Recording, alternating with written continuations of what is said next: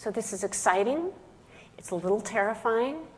We're going to be taking a look today at what that means to be entering a brave new world. This is a world that is full of possibilities. You want to be ready. And I'm going to ask you, are you ready for the kinds of things that are coming into your future, like, are you ready to bake a cake for your kid's 100th birthday? Are you ready to consider where to go for spring vacation with your family and pore over brochures between Puerto Vallarta and perhaps Mars? Are you ready for a time in which all you have to do is lean back and control your vehicle, your home, your environment, just through thoughts alone? What you need to know is that the science that supports that picture is already here today. This is not fantasy. We actually have the capacities and capabilities to do that now. These are potentials that we study to see how they impact where you are going. So I'm going to tell you a secret. I'm a futurist, and our very first secret is that we do not divine the future by looking through a crystal ball.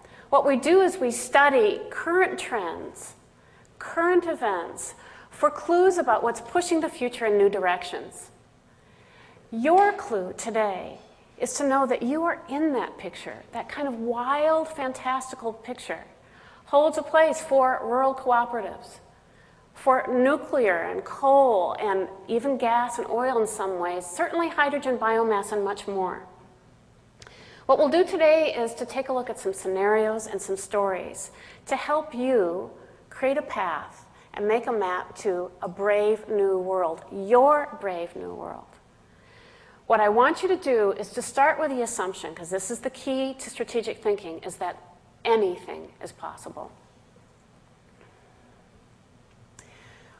We will look first at the forces that are pushing the future in new directions. These are key aspects that if we look at these themes, we'll be able to extrapolate and invent scenarios that will tell us a little bit what energy may look like.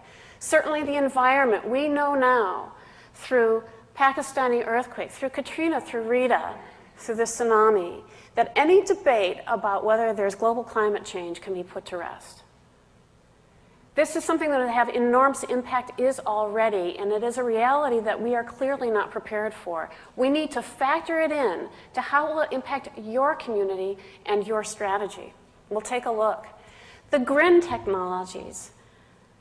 GRIN stands for genetics, robotics, information technology, and nanotechnology.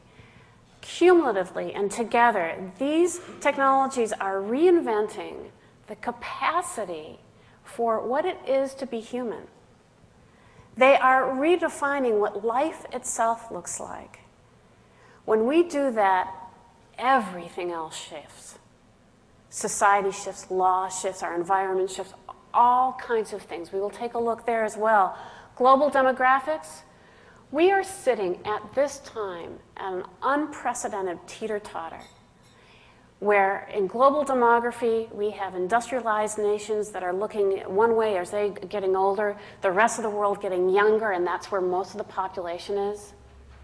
Within 10 to 15 years, when that combines with the flattening effects of the technology, such as Thomas Friedman wrote about in his great book, The World is Flat, we may see a shift in power within 10 to 15 years that, again, will surprise us in ways that we don't really have an understanding for at this time. And lastly, tribalism. You know, birds of a feather flocking together is not new at all. But what we have now is that as we have the kind of converging and miniaturization of the world, as we can come together in all kinds of new ways, there tends to be a diaspora. People are congregating around tribes of shared values and interests in ways that they can live and relate across time and space. They no longer have to do it in physical communities. And people are doing that in very strong ways and across the world and ways that are really shifting the market, as we will see.